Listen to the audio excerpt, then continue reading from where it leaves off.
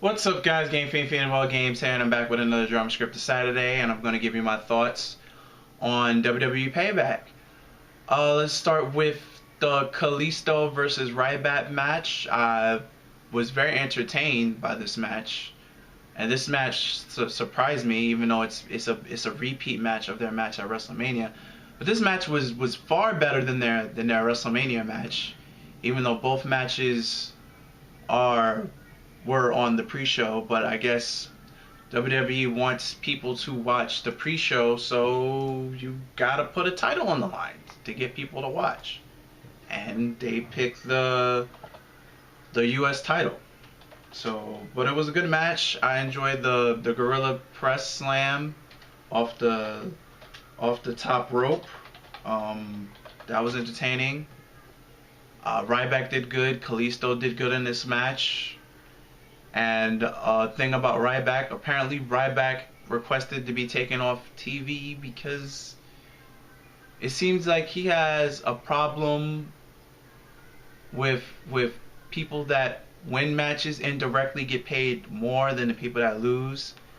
Meaning by if you win more, your merchandise still goes up, you get more money.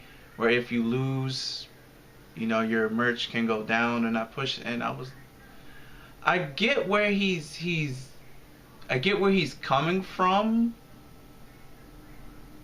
but it just sounds like an indirect way that he just wants to win more.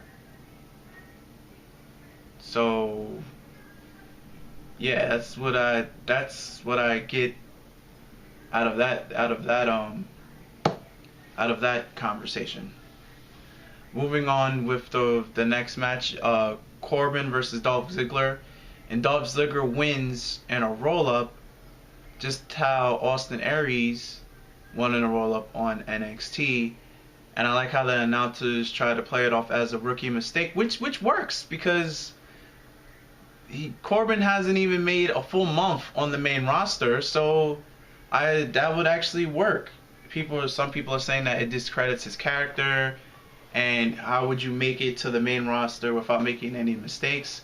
I mean, he's still, when it comes to main roster, and pretty much overall, he's only been in NXT, what, I think 2 years? 2 years, or a little bit less than 2 years.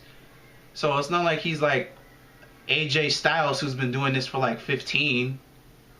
So he's gonna make mistakes. So I kind of like people say it hurt his character. It doesn't, because it actually makes sense. I enjoyed that match. How the pay-per-view started. It started off with the hottest thing that WWE has right now. It started off with New Day, and it was Enzo and Cass versus the Blood Villains. Match got cut short due to a non-scripted injury. They did a spot where they were supposed to Irish whip Enzo underneath the bottom rope. He was supposed to slide.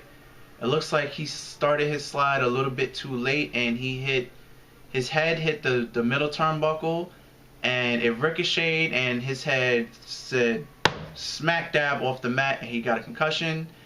In real time, if you go back and look at it without slowing it down, I thought he broke his neck, and in all honesty, I thought he died.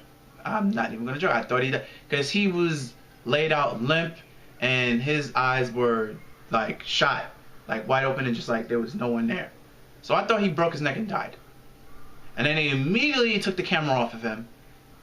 I thought he died. Like, I thought it was over. I was like, wow, I just saw a man die on live television. I thought it was over, but apparently, luckily, all he got out of that was a concussion, and he left the hospital the same night. So that match got cut short, so we don't know if that would have been a good or a bad match. The second best match on the card, in my opinion, of the overall card was Sami Zayn versus Kevin Owens, and Kevin Owens won clean. You know, I'm a huge fan of heels winning clean. And then I like how, even though it wasn't stated that he was the #1 contender for beating Sami Zayn, he kind of forced himself into being the #1 contendership, because then he sat at the announcement table, and the next match was Miz versus Cesaro, and then during that match, Sami Zayn comes back out to get some revenge on Kevin Owens. Referee got distracted as The Miz tapped out. And now it seems like we're building up to a fatal four-way match at Extreme Rules for the Intercontinental title, which I'm excited about that. So it would probably be The Miz, Cesaro, Sami Zayn, and Kevin Owens all for the IC title. The Divas match, or I should say women's titles match, was good. It was okay. I'm not gonna say good. It was okay. It was watchable. I just don't like the finish. Another Montreal screw job. Didn't like the finish. You could tell Bret Hart really didn't want to be here, which he said numerous times. He really didn't want to be there. He's just there for Natty.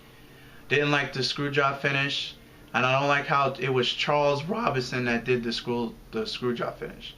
Basically, what happened is Charlotte put Natty and the sharpshooter, and as soon as it locked in, Charles Robinson rang the bell. Didn't make any sense. And they picked Charles Robinson. And then to go on Raw, to go back to all the way to the Young Nate thing, how Charles Robinson, it was just, no. That was just no. No. That was too much work to have that all connect. They should have just had a straight up match. The finish was bullshit. Excuse my language. And then moving on to the main event. Well, no, Vince came out. They extended the Vic segment because to make up for the lost time for the Vaudevillains and Enzo and Kaz match. Basically, Vince puts both Shane and Stephanie in charge. And I guess SmackDown is just free. So that dream is dead of there being a brand split. So basically, both Shane and Stephanie are in charge. Head to the main event, which in my opinion was the best Roman Reigns match he's had so far with the company, even though it restarted 2 times.